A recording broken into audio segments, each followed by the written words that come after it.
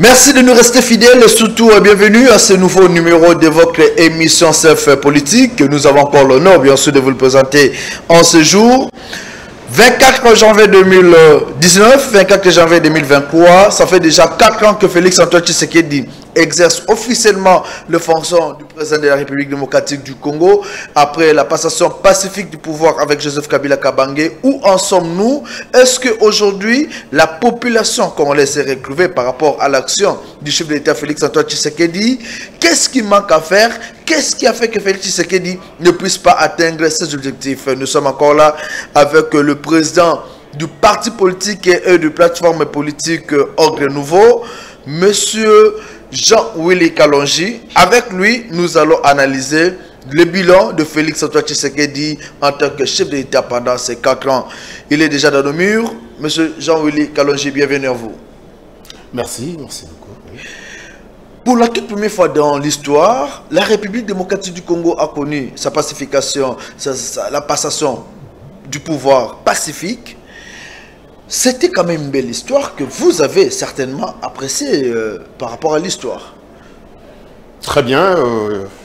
Je pense que nous devons d'abord nous réjouir parce que ça fait 4 ans jour pour jour que nous avons connu cette alternance.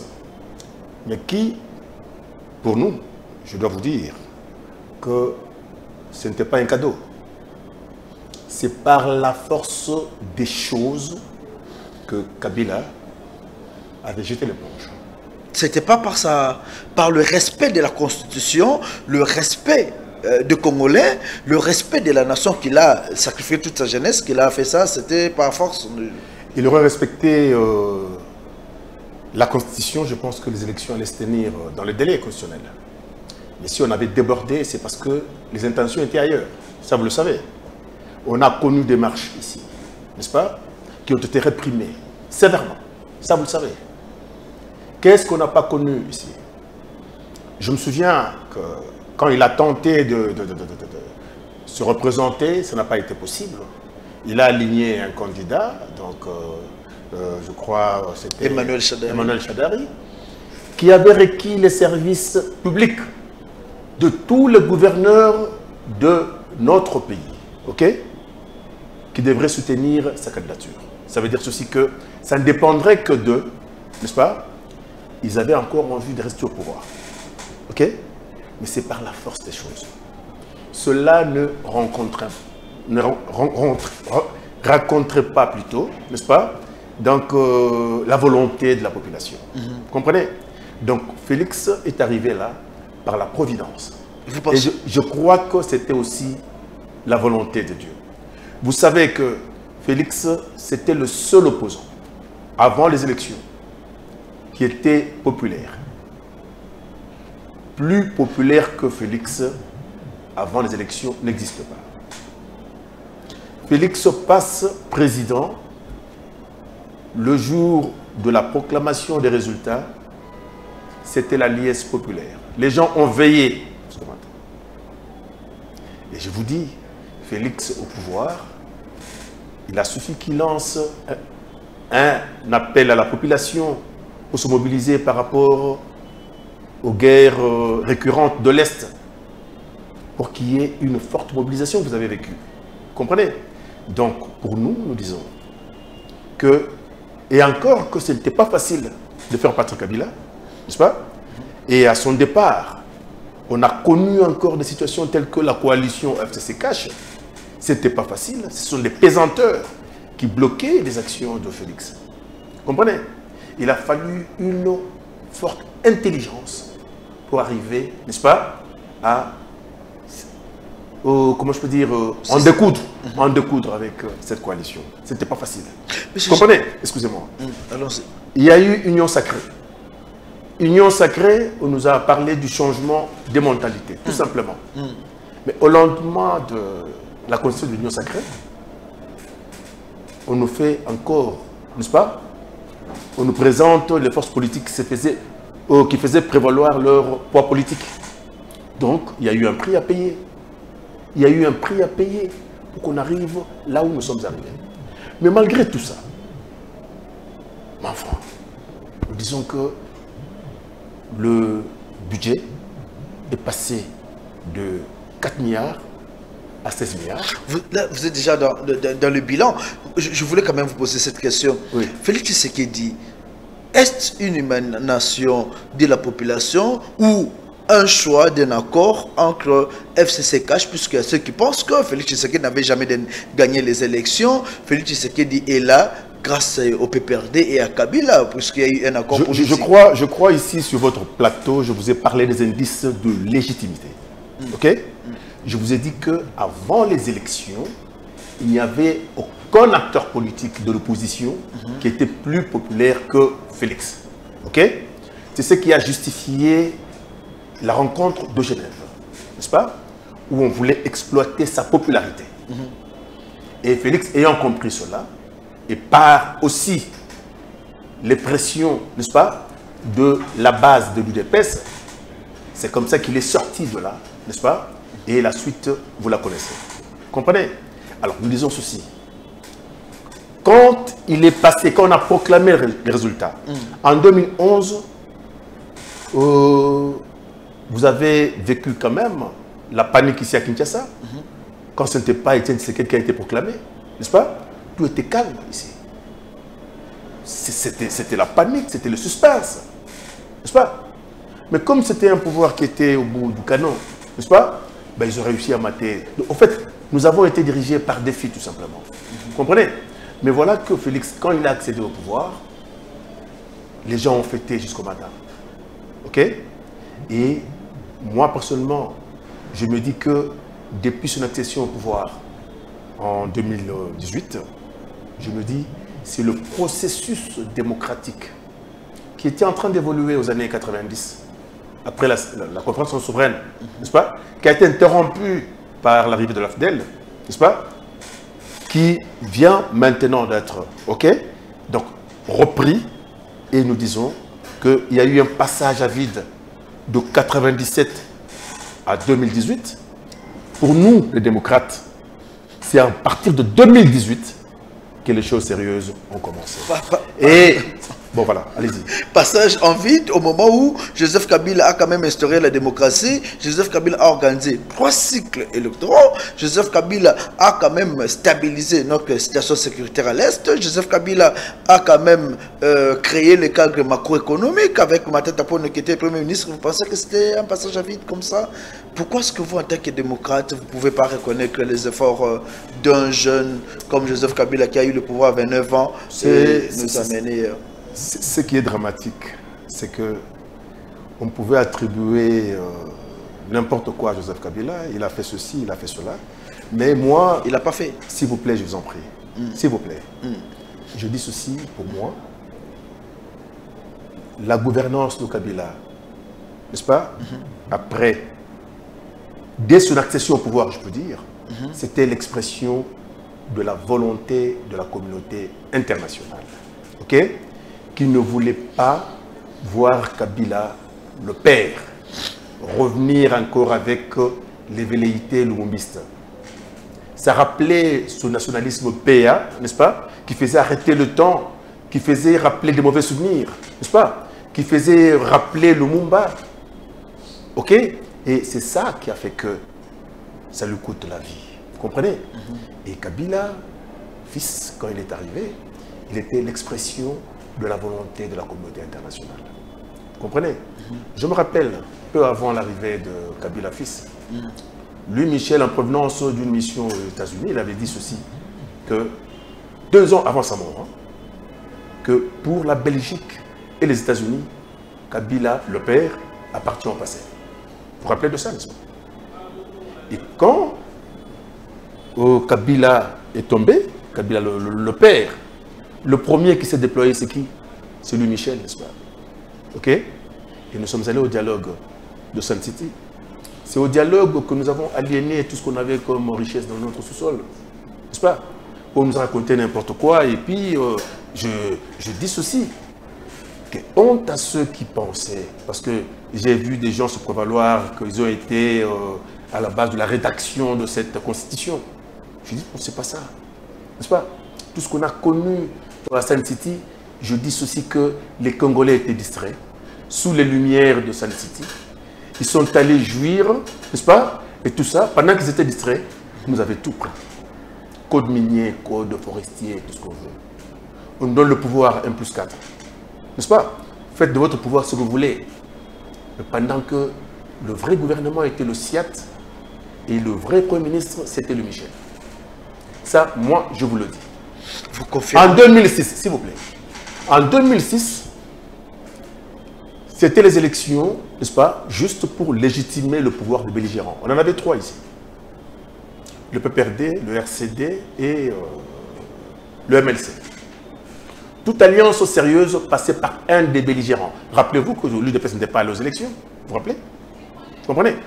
Donc c'était juste une formalité pour légitimer, n'est-ce pas, le pouvoir des belligérants, sous le contrôle de la communauté internationale.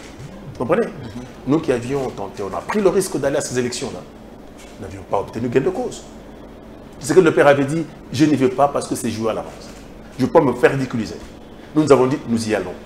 Pour nous, nous avons dit que c'était quand même la résultante du combat qu'on avait mené, parce qu'on a eu quand même des élections, n'est-ce pas, qui étaient pluralistes. Et nous avons dit que le reste des irrégularités était à mettre sur le compte d'un accouchement douloureux d'un état de droit. Et voilà qu'en 2011, l'UDPS est revenu à la charge, n'est-ce pas, s'est présenté aux élections. Là encore, on lui a dit que ce n'est pas lui qui va passer. Vous comprenez? Et ça me rappelle encore, c'est l'année où les gens ont porté les chapeaux de Tshisekedi, Moniere, pour le tromper. Mais quand ils sont allés au Parlement, qu'est-ce qu'ils ont fait? Qu'est-ce qu'ils ont fait? Est-ce qu'ils sont votés, malgré qu'ils sont votés sur la liste UDPS, mais sont là pour le compte de la population? Est-ce qu'ils étaient obligés de suivre les injonctions de Tshisekedi père à l'époque? S'il vous plaît, je pense que sur la scène politique congolaise, il faut différencier 2 catégories d'acteurs politiques. Sur la scène politique, ça je vous le dis. 2 catégories. 2 catégories. À savoir? Il y a des intéressés, des opportunistes, n'est-ce pas, et des idéalistes. Expliquez-nous un peu les intéressés. Les idéalistes, c'est ceux-là qui ont réellement une vision pour le pays, n'est-ce pas, qui s'engagent par conviction, n'est-ce pas, et qui veulent réellement servir l'intérêt collectif. Vous comprenez? Mais je vous dis en majeure partie, je peux évaluer même à 80%, si pas 90%, c'est truffé des opportunistes de tout genre. Mais la plupart parlent au nom du peuple. Comment est-ce que vous les traitez comme ça? C'est un slogan tout simplement. C'est un slogan. S'il vous plaît, je vais vous dire une chose. Il nous est arrivé, nous, que les gens, de fois, se moquent de nous. Voilà, que depuis que vous avez commencé, depuis 90, on ne vous a pas vu au pouvoir et autre chose, et tout. Non, c'était par conviction. Je le dis sous le contrôle de ceux qui nous ont contactés à l'époque. Sous Mobutu, nous avons été contactés. Jean-Willy Kalonji, on venait le chercher à 3 h du matin. Je parle, il y a des Mobutistes qui sont encore vivants, qui comprennent ce que nous sommes en train de dire ici. Parce que je ne veux pas citer leur nom. Sous Kabila, le père, nous avons été parmi les jeunes qui ont été contactés, plusieurs fois d'ailleurs. Ils sont vivants, ces gens-là qui nous contactaient, qui étaient envoyés par Kabila le père. Et qu'est-ce que, s'il vous plaît, puisque cette gouvernance ne rencontrait pas de conviction, n'est-ce pas, nous avons réservé une fin de non-recevoir, n'est-ce pas, à toutes ces sollicitations-là. Vous comprenez? En 2006, nous sommes allés, bon, Sun City, nous étions représentés, nous sommes allés là-bas et tout. On sait que dans notre, comment je peux dire, plateforme, nous avons réussi quand même à obtenir quelques postes de responsabilité. Mais ce n'était pas encore ce qu'on attendait. Vous comprenez?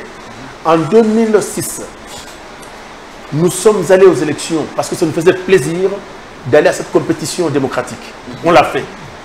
Je vous informe qu'il y a des gens qui sont venus voir Jean-Willy ici pour dire donnez autant, n'est-ce pas, pour que vous ayez votre siège à l'Assemblée nationale.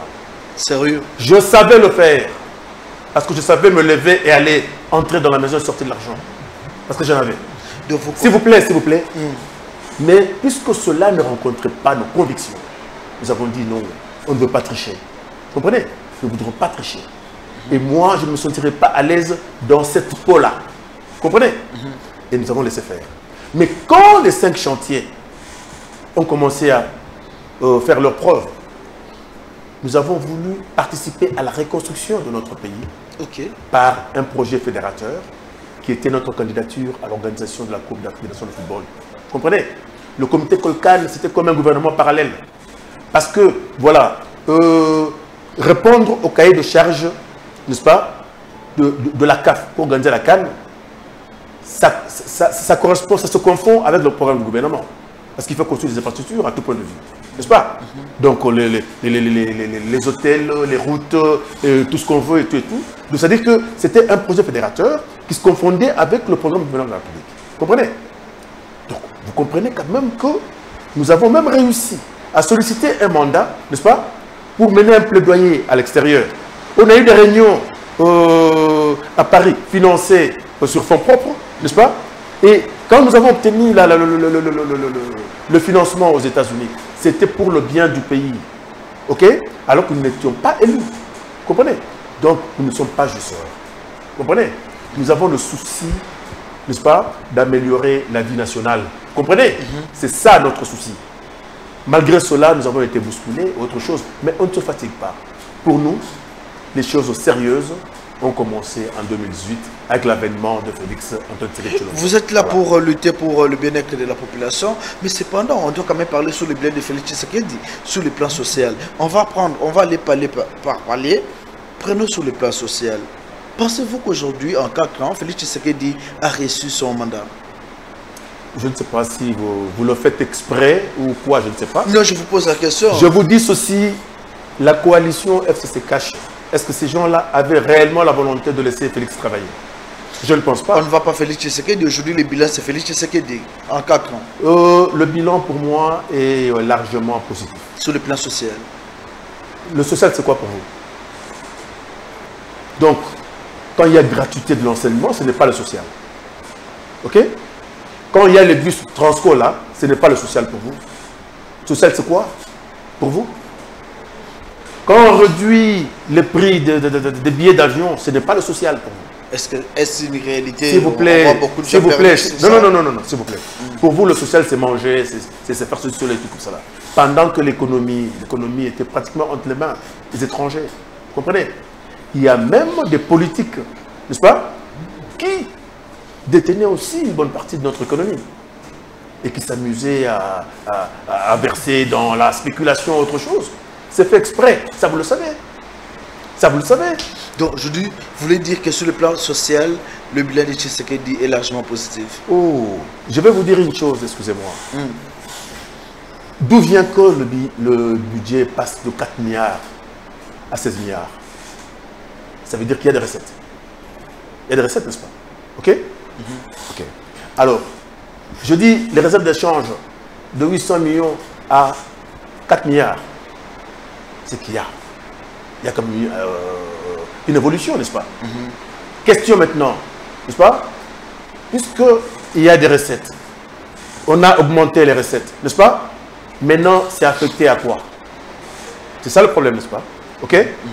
Voilà pourquoi nous rentrons encore là où on nous raconte que nous sommes autorité budgétaire. Et qui sont là? Qui sont là? Quand ils doivent parler du budget, en ce moment-là, ils sont dans des huis clos, des choses comme ça. Vous comprenez? Voilà pourquoi, hors de nouveau, nous disons. N'est-ce pas? Nous nous battons pour participer activement à la majorité prochaine. Ça va? OK? Nous nous battons pour la gouvernance des hommes justes. Ce qui ne sera pas l'intérêt du peuple, parce que là, la population ne va pas se retrouver. Vous serez seul pour bouffer. S'il vous plaît. D'ailleurs, ça me gêne que je répète des genres de choses avec vous, parce que je vous dis ceci. Félix, tel qu'il est là, n'est-ce pas? Il ne fait que du bien. OK? Il n'incarne que le bien. Vous pensez que... Et l'opposition actuelle, n'est-ce pas, incarne le mal. Le mal en quoi? Plus que veulent les changements. C'est ainsi que je vous avais dit que l'enjeu électoral de 2023 se joue entre le camp du bien et le camp du mal. Et pourquoi est-ce que quand les gens sont contre Félix Tshisekedi, vous pensez qu'ils sont dans le mal? Quand ils sont contre Félix Tshisekedi, c'est contre l'individu Félix ou la politique, la vision de Félix? Sa politique. Sa politique. À quel point de vue, je ne sais pas. Je ne sais pas. Parce que là, on peut y aller calmement. Ok? Je prends. Je vous ai dit, s'il vous plaît, s'il vous plaît. S'il vous plaît, s'il vous plaît. Allons-y. Je vous ai dit que nous avons commencé notre parcours politique depuis 1991. Ok? Où nous nous sommes érigés en parti politique. Nous étions jeunes à l'époque. Et durant tout notre parcours politique, nous avons fait ce qu'on a appelé opposition radicale. Aux côtés de l'UDPS. Aux côtés de Etienne Tshisekedi. Pourquoi opposition radicale? Parce qu'on s'opposait à la dictature. Ce n'était pas une opposition qui reposait sur un quelconque projet de société d'un parti politique. Vous comprenez? La fois passée, je vous ai retracé l'historique politique de notre pays. On avait connu une exception en 1990, l'ouverture démocratique. On sortait d'un système autocratique d'un seul parti politique pour aller dans un système démocratique de plusieurs partis politiques. Donc, nous avons dit que maintenant, la période tampon entre les deux systèmes, c'est la transition qui devrait être caractérisée par la neutralité des institutions, parce qu'aucun parti politique n'a gagné des élections pendant cette période-là. Et le mode de gestion pendant cette période, c'est le consensus. N'est-ce pas? C'est la volonté de toute la classe politique réunie. Vous comprenez? Et avant d'aborder cette période de transition, nous avons été à une réunion souveraine du peuple congolais qui a posé ses problèmes dans tous les secteurs de la vie nationale et qui a proposé des solutions. Et ce processus a été, n'est-ce pas, tout simplement arrêté par l'arrivée de l'AFDEL qui nous avait trompé, qu'il soutenait les ressources de SNS. Ok, arrivé sur le terrain, on a vécu autre chose. Ça nous a fait perdre le temps, n'est-ce pas, jusqu'à ce que Kabila le père a connu la mort, n'est-ce pas, et Kabila fils est arrivé. Je vous dis que la gouvernance, n'est-ce pas, d'ailleurs je remonte même de 1997 à 2018. Pour nous, c'était un passage à vide. On a perdu le temps inutilement. Ok? Donc, les choses sérieuses ont commencé depuis 2018. Voilà pourquoi. Aujourd'hui, je crois, le chef de l'État a prêté serment le 24 janvier 2019. 2019. Oui, aujourd'hui, nous sommes très heureux de commémorer les 4 ans de son pouvoir. N'est-ce pas? Ça nous rappelle des bonnes choses parce qu'il n'a amené que du bien. Donc, un vent du changement qui constitue un rouleau compresseur, n'est-ce pas, contre le mal. Vous comprenez? Vous pensez que Félix Tshisekedi a quand même amené un vent nouveau. Cependant, il y a ceux qui pensent qu'il a échoué sur le plan sécuritaire aujourd'hui. Il y a plusieurs groupes armés qui sont en train de pondre comme des chenilles. Aujourd'hui, la situation sécuritaire reste très tendue à l'est et derrière. Je vous informe qu'il y a parmi nos hélicoptères de chasse, il y a quelques minutes à peine, l'information venait à peine de nous tomber sur le téléphone. Il y a notre hélicoptère de chasse qui a au moins échappé à la bombe en provenance du Rwanda. Cette information-là venait à peine nous parvenir, maintenant la part des services de renseignement. Dites-nous, est-ce qu'aujourd'hui, Félix Tshisekedi a réussi à protéger la population et ses biens? En tant que commandant suprême, bien sûr. Réfléchissons un peu avec la tête froide, tout simplement.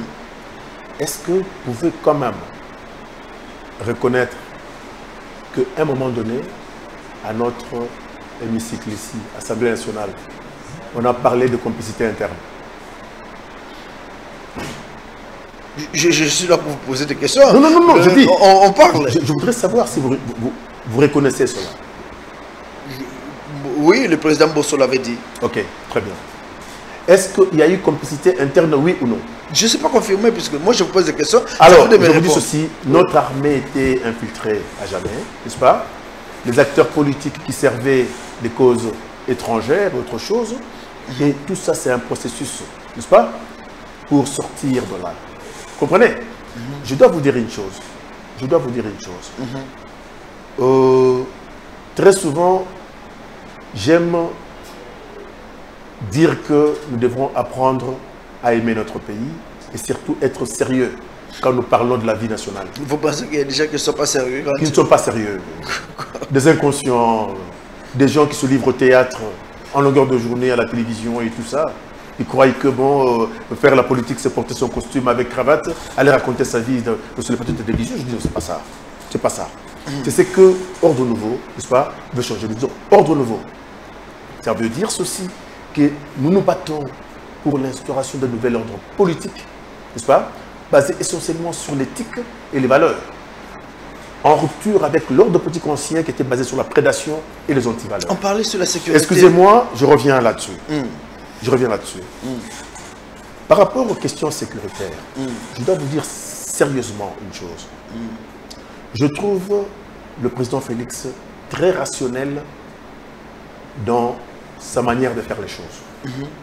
Parce que devant les questions d'État, il faut savoir les aborder avec l'âme d'État plutôt qu'avec l'état d'âme.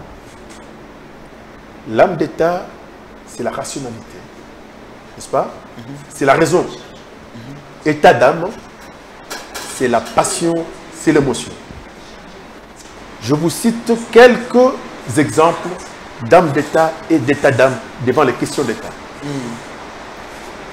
Vous conviendrez avec moi que le Japon était détruit par l'Amérique, n'est-ce pas? Lors de la guerre de 40-45 avec la bombe Hiroshima. Le Japon, pour son développement, est resté aux côtés de l'Amérique, n'est-ce pas? Le Japon s'est développé et il se respecte mutuellement aujourd'hui. La France avait perdu plus de 2 500 000 de ses fils et fils face à l'Allemagne. Ok? Au lendemain de la guerre, la France avait d'autres priorités que de pleurer ses morts. La France était lancée à la guerre énergétique, n'est-ce pas? La France a réformé son armée. C'est longtemps après qu'on a commencé à poursuivre les nazis. L'exemple le plus proche en Afrique ici, ok? Avec Mandela, qui a vécu les affres de l'apartheid dans sa peau, le massacre de Soweto sous son nez. Qui pouvait croire qu'au lendemain de sa prise de pouvoir, elle ait demandé aux Sud-Africains de ranger leurs couteaux, n'est-ce pas, pour le bien de l'Afrique du Sud, n'est-ce pas? Ils se sont proclamés une nation arc-en-ciel. Ils ont travaillé avec les Blancs là-bas, n'est-ce pas? Et je vous dis que ça n'a pas empêché à Mandela d'accéder au pouvoir. Il y a eu Mbeki, n'est-ce pas, qui l'a relayé. Après, c'était Zuma, aujourd'hui Ramaphosa. Vous comprenez? Mais devant maintenant, un exemple d'état d'âme, ça veut dire en 60, nous avions eu raison de nous souvenir de tout ce qu'on a connu comme atrocité avec les colonisateurs et autre chose, n'est-ce pas? Mais est-ce que nous avions eu raison, n'est-ce pas, de le dire en ce moment-là? Ok? Je pense que la fête de l'indépendance était gâchée, n'est-ce pas? Et ça nous a créé des problèmes après. C'est le Lumumba qui est parti. Et voilà, pendant que l'encre de la signature des accords de l'indépendance n'avait pas encore séché, le Congo entrait dans le chaos. Donc, jusque-là, vous ne parlez pas du bilan sécuritaire de Félix Tshisekedi. Je vais revenir là-dessus. Est-ce qu'il a réussi Je vais revenir là-dessus. J'étais en train de vous parler de l'attitude qu'il faut adopter devant les... Parce qu'on a tendance à constater que Félix, il est trop lent dans sa manière de faire. N'est-ce pas? Il est trop lent. Là où on l'attend, il n'est pas là. N'est-ce pas? C'est là qu'il est fustigé et tout ça. Mais longtemps après, on lui donne raison. Vous comprenez? Vous lui donnez raison. Je dis, il est rationnel.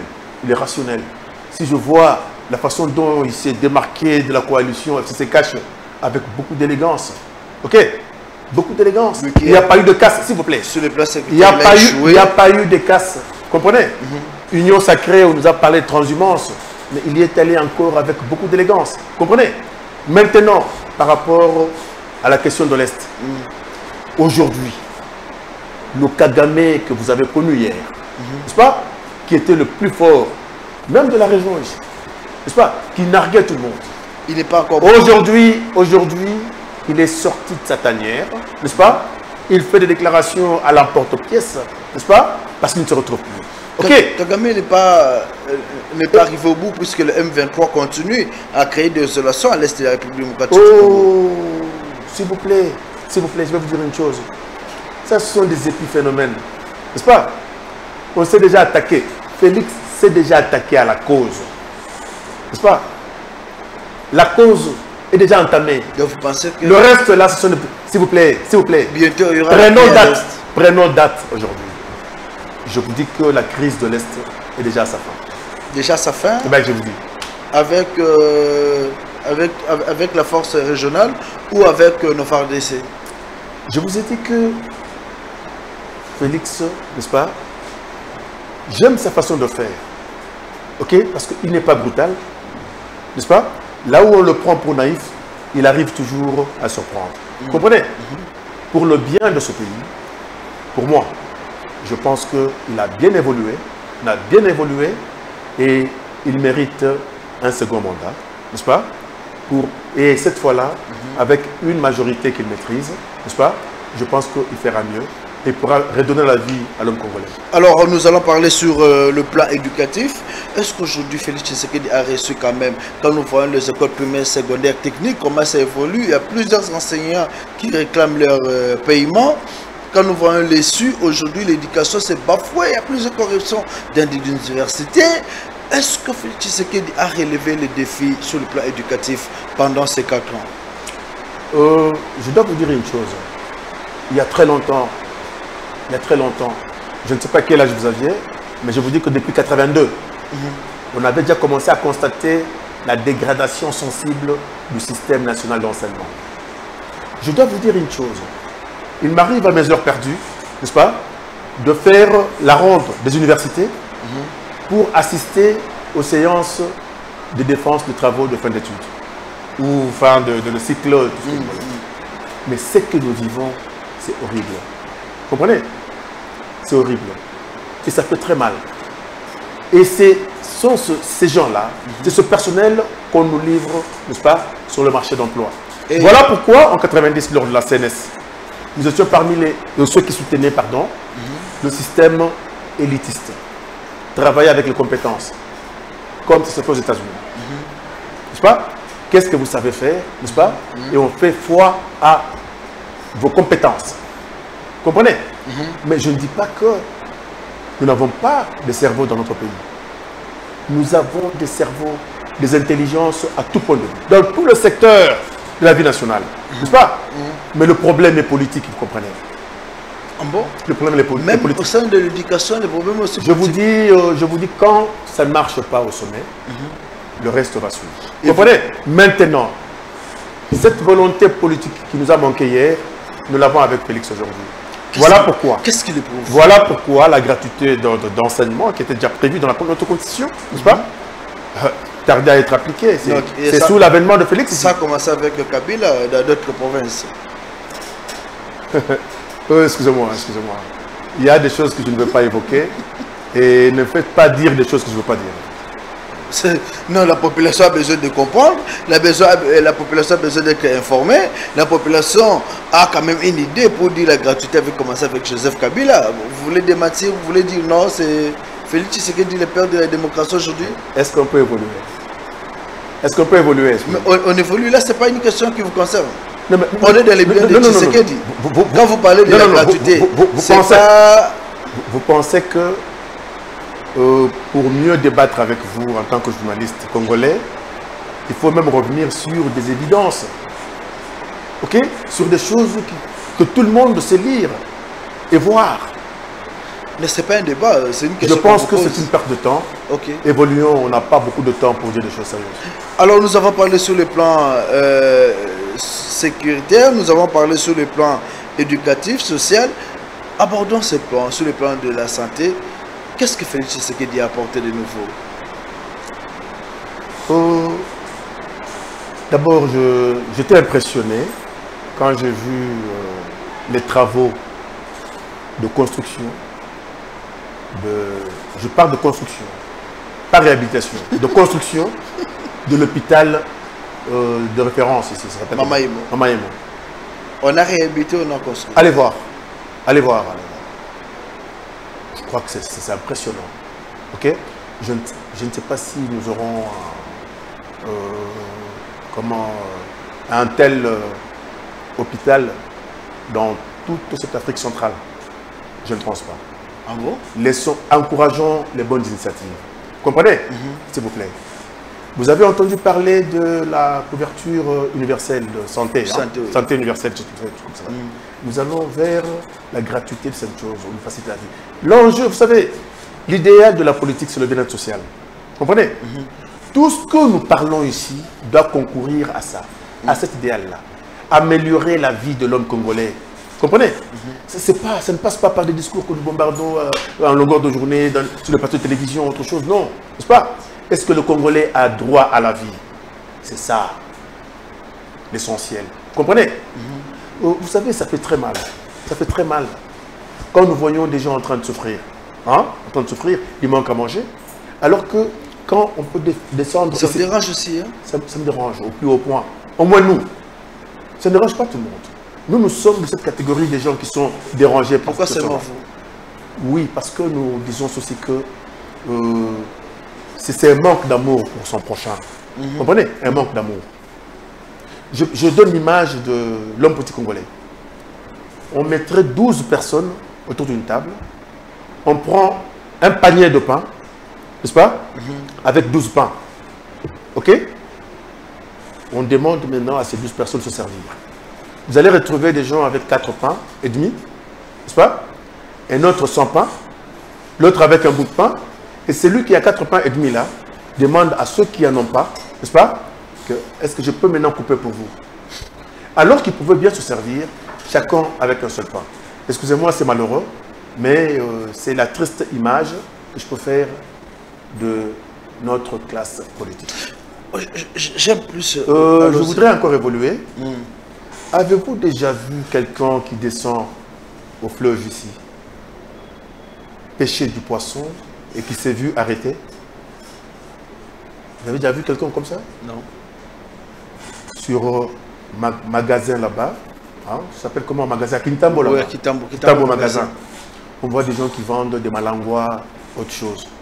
Au départ, il n'avait rien. Il est descendu au fleuve là. Il a pêché du malangouas. Il est monté sur la rive pour vendre le malangouas. OK? Et quand il vend, il a le produit de vente. Ça lui permet, n'est-ce pas, d'acheter tout ce qu'il veut. N'est-ce pas? S'il ne veut pas encore aller pêcher le lendemain, il peut se constituer, ne fût-ce qu'un petit capital, n'est-ce pas, pour faire autre chose. Vous comprenez? C'est la souffrance qui leur pousse de faire ça. Je vous en prie. Le poisson là, c'est ce que Dieu a donné à tout le monde. OK? De même, vous pouvez aller pêcher encore. En prendre autant que vous voulez. Vous comprenez? Ça dépend de vos capacités. OK? Vous allez vers... comment je peux dire, Maluku là-bas dans la périphérie, vous verrez des gens vous brandir des gibiers, n'est-ce pas? Des gibiers frais, des fois boucanés, autre chose, qu'ils ont pris dans la nature et ils viennent vous vendre. On est en train de chuter. Vous allez à Kinkole là-bas, vous voyez des pêcheurs qui vous amènent des poissons comme ça, n'est-ce pas? Qui vendent deux fois à 100 $, autre chose. Mais il a pris dans la nature, il vient vendre à la rue. Donc, selon vous, Félix Tshisekedi va gagner les élections 2023 avec son bilan qui est positif selon vous? Le bilan, pour moi, par rapport à ce qu'était notre pays avant, je dis que ce bilan est largement positif. Qu'est-ce qui a changé? Excusez-moi, je vais vous dire une chose. Je vais vous dire une chose. Je crois que avec Félix, il est possible que l'homme congolais retrouve son sourire. Il est possible qu'on apprenne à respecter les vies humaines chez nous. N'est-ce pas? Rappelez-vous que Tshisekedi le Père disait qu'aucun Congolais n'a le droit d'envoyer un autre, n'est-ce pas, à la tombe. Nous avons vu des choses, des vidéos, telles que on vous parle des rebelles qui vont déranger des paisibles dames, qui vont juste faire... qui vont au champ. Vous comprenez? On prend une dame qui n'a rien fait, qui a son bébé dans le dos, n'est-ce pas? On met là-bas, on tire, elle tombe. OK? J'ai vécu encore une autre forme d'atrocité quand on a exposé les photos des massacres de Makobolo, je ne sais pas quoi là et tout ça, à l'Académie des Beaux-Arts, à l'Académie des Beaux-Arts. Je vous dis, quand j'ai vu cette galerie-là, non, je me suis dit, est-ce que sommes-nous encore des humains? OK, on viole une dame, on brûle son sexe, n'est-ce pas? Des fois, on enfonce la baïonnette. Qu'est-ce qu'elle vous a fait? Est-ce que l'ordre nouveau est prêt pour les élections de 2023? Je pense que vous êtes en train de nous suivre, même si vous ne le voulez pas, vous suivez quand même l'ambiance, n'est-ce pas? Nous disons quand même que, hors de nouveau, nous nous sommes préparés suffisamment et sérieusement, n'est-ce pas? Et nous pensons que la gouvernance issue de 2023, après les élections, il faut compter avec hors de nouveau. Et ça, c'est sans blague. Qu'est-ce que vous allez apporter de nouveau? Ce que nous apportons de nouveau, c'est juste la moralité. Nous voulons moraliser la vie politique. Ok? Nous voudrons, comment je peux dire, redonner la vie à l'homme congolais. Ok? Parce que je crois que Tshisekedi, c'est mon modèle, le Tshisekedi de père, qui disait que la crise congolaise est une crise de mentalité. Ok? De mentalité. Parce que il y a des Congolais qui ne savent même pas pourquoi, n'est-ce pas? Ils, comment je peux dire, ils dérangent la vie, n'est-ce pas? De leurs frères congolais, n'est-ce pas? Ils ne comprennent pas pourquoi. Vous comprenez? J'avais entendu une fois, bon, un acteur, parce que je ne veux pas citer son nom, qui disait que est-ce que pour qu'un homme arrive à bien vivre ici sur Terre, est-ce qu'il a besoin de milliards de dollars? N'est-ce pas? C'est pour manger quoi? Comprenez? Donc, comprenez que quelque part, il y a la mauvaise foi. C'est le manque d'amour. Voilà pourquoi nous avons aimé l'avènement de Félix Tshisekedi au pouvoir. Parce qu'au lendemain de sa prise de pouvoir, il a consacré le pays à Dieu. Il a prêché l'amour entre Congolais. Il a diffusé la volonté politique de répondre positivement aux aspirations du peuple. Le peuple aspire à son bien-être. Il a dit, je suis disposé à accompagner tout ce qui concourt au bien-être du peuple. N'est-ce pas? Nous sommes d'accord avec ça. Et il a instauré les principes de la bonne gouvernance, qui n'ont rien à voir avec le projet de société d'un quelconque parti politique. N'est-ce pas? L'UDPS a son propre projet de société en tant que parti politique. On m'a demandé de vous poser cette question. Oui. Est-ce que vous soutenez Félix Tshisekedi par conviction, par rapport à sa vision, ou seulement puisqu'il est de votre tribu? Oh, mais je ne sais pas si c'est juste pour me taquiner. Mais moi, juste aussi que je vous ai parlé ici, c'est la deuxième fois que je retrace l'historique. N'est-ce pas? Non, non, de l'ouverture démocratique, s'il vous plaît. C'est juste une question qu'on m'a demandé. On me l'avait posée lors de notre émission. Voilà par des gens mal intentionnés, tout simplement. Mal intentionnés. Parce que je dis ceci, quand je parle des principes de la bonne gouvernance, état de droit, n'est-ce pas? Ce n'est pas chez les Balou Balaba qu'on a droit seulement à l'état de droit. N'est-ce pas? Démocratie, ce n'est pas le bas, tout ça. C'est pour l'intérêt de... S'il vous plaît, s'il vous plaît. C'est que Alinguet est en train de faire là, c'est pour le Balouba seulement? Ou c'est pour le pays? Quand on parle de principe de la bonne gouvernance, c'est pour notre pays, la RDC. Ok? Alors nous disons, les Français là-bas en France, ils ont pour devise liberté, l'égalité, fraternité. Tout Congolais, tout Français, comment je peux dire, de souche comme de peau, n'est-ce pas, se reconnaît libre à travers la devise, frère à l'autre côté, comment je peux, égal aussi à l'autre français. Même quand on est français de couleur, vous savez, il y a même nos frères africains qui nous narguent là-bas et autre chose. Wow. Mais maintenant, nous disons ceci. Par rapport aux réalités de chez nous, le Congo regorge les richesses de tout genre. Ok? Nous avons dit qu'il suffit seulement d'observer les principes de la bonne gouvernance. Ok? Ce sont des règles qu'il faut observer par tous les Congolais. N'est-ce pas? État de droit, démocratie, transparence dans la gestion de la chose publique.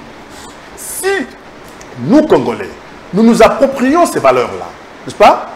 Nous aurons mis de l'ordre dans la gouvernance publique, la chose publique. Comprenez? Et en ce moment-là, chaque parti politique qui estime avoir élaboré un projet de société, susceptible d'améliorer la vie nationale, va compétir aux élections pour passer son projet à la sanction populaire. Comprenez?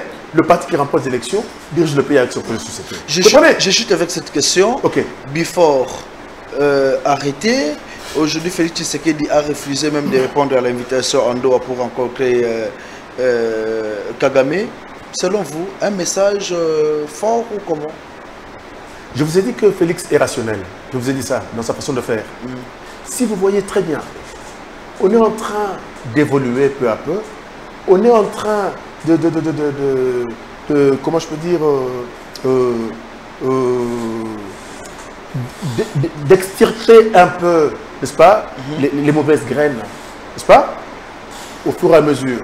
Et je pense qu'il y a ceux qui savent que l'étau est en train de se resserrer autour d'eux, n'est-ce pas, et on va en finir à ce niveau-là. Vous comprenez? C'est pour réellement, n'est-ce pas, arriver à écarter tous les méchants. Pour ouvrir la porte à l'ordre nouveau. Je crois, parce que nous sommes en train de nous y préparer sérieusement. Vous comprenez? Je vous informe une chose. Aujourd'hui, Ordre Nouveau est implanté à travers tout le pays. Dans tous les coins et recoins du pays. Donc, nous sommes partout. Donc, très près pour les élections 2023. Je dis nous sommes partout et nous sommes sur le terrain. Qu'on nous contredise. Votre message de la fin, puisque nous sommes déjà arrivés à la fin de cette émission. Le message de la fin, c'est que je voudrais que nous apprenions à nous aimer entre nous, tout simplement. Ok? C'est un effort que nous devons fournir pour nous aimer entre nous. Arrêtons de nous fustiger inutilement, de nous jauger inutilement, n'est-ce pas? Nous pensons. Et c'est ça aussi, n'est-ce pas? C'est que Ordre Nouveau soutient. Notre projet de société en tant que parti politique repose sur le partage du savoir, du pouvoir et des avoirs pour tous les Congolais. Par partage du savoir, nous voudrons mettre l'information et la formation, n'est-ce pas, à la disposition de tout Congolais. Vous comprenez? Parce que Dieu, notre Dieu a dit que heureux l'homme qui est intelligent et l'homme qui possède de la sagesse. Car le gain que cela procure est beaucoup plus préférable à celui de l'argent. Comprenez, s'il vous plaît? La science qui dirige le monde n'est constituée que de l'intelligence et de la sagesse. L'intelligence, c'est la faculté de comprendre. Quand on comprend facilement l'intelligent, la sagesse, c'est la connaissance des choses naturelles. Pour que les choses de la nature, on est sage, les deux font la science qui dirige le monde. Nous disons, il y a moyen, n'est-ce pas, de mettre tout ça à la disposition de tout Congolais. Vous comprenez? Deuxième chose, partage du pouvoir. C'est le partage de l'initiative et de la responsabilité. Ceux qui sont aptes à suivre la formation classique, de l'école primaire ou maternelle jusqu'à l'université, on améliore leurs conditions, n'est-ce pas, de formation. N'est-ce pas? Pendant que ceux qui ne sont pas aptes peuvent avoir de bonnes initiatives qui peuvent être soutenues par le contexte macroéconomique du pays. N'est-ce pas? On va créer des entrepreneurs, autre chose, on va le faire. Nous disons, on donne la chance à tout le monde. Partage des avoirs, c'est quoi? C'est le partage, c'est le partage équitable du revenu national. Vous comprenez? Nous disons, c'est encore un droit pour le Congolais d'être tenu au courant des états financiers de son pays jusqu'au plus petit détail. Ce discours, je vais terminer. Toujours, mais la réalité tout à fait souterraine. Nous sommes en train d'y aller. Vous m'étonnez, vous vivez dans quel monde? IGF, qu'est-ce qu'IGF est en train de faire? Excusez-moi, je vous dis ceci. Nous devons connaître quelles sont les entreprises génératrices de recettes de l'État. N'est-ce pas? Quelles sont les recettes? Quelles sont les dépenses? Quelles sont les plus-values? Mensuellement, trimestriellement, semestriellement, annuellement. Ok? Quand nous connaissons ça, c'est que la gestion est transparente. En ce moment-là, le mandataire est réellement mandataire, n'est-ce pas? Il ne va pas confondre les caisses de l'État avec sa poche. Parce que c'est l'opacité de la gestion, n'est-ce pas, qui a permis au mandataire public de confondre les caisses de l'État avec sa poche. Voilà des valeurs que nous soutenons. Comprenez? Ce qui nous a poussé, excusez-moi, je termine là-bas. Je termine là-bas. Ce qui nous a poussé à soutenir le combat de Etienne Tshisekedi, qui est matérialisé par Félix Tshisekedi, n'est-ce pas? Et je vous dis que Félix, depuis son avènement au pouvoir, il ne fait que du bien. Ok? Et nous disons que nous, Congolais, par amour, n'est-ce pas, envers notre pays, et comment je peux dire, par amour aussi envers le Congolais, nous disons, donnons encore le deuxième mandat à Félix, n'est-ce pas, pour voir de quoi il est capable. Parce que dans un contexte difficile, il a réussi quand même à redonner la vie à l'homme congolais. Mais maintenant, s'il a une majorité qui lui est acquise, une majorité homogène, qui peut tenir sa vision, je pense qu'il peut faire plus. Si Félix n'était pas, ça je vous le dis, je termine. Si Félix n'était pas candidat en 2023. Vous serez candidat. Je vous dis, en dehors de Kalonji ici, avec tout ce que nous avons comme vision, n'est-ce pas? Je ne pense pas qu'on allait laisser le pays encore entre les mains des aventuriers. Voilà, nous sommes arrivés à la fin de cette grande émission. Merci de nous avoir suivis. Un grand merci à vous, M. Jean-Willy Kalonji. Nous rappelons que vous êtes président du parti politique Ordre Nouveau et du plateforme qui porte le même nom, Ordre Nouveau. Un grand merci à vous tous qui nous avez suivis. Un grand merci à toute l'équipe technique. Nous vous rappelons que cette émission, vous devez le suivre sur Conférence Télévision et ici sur notre compte YouTube. Bonne suite des programmes sur votre chaîne.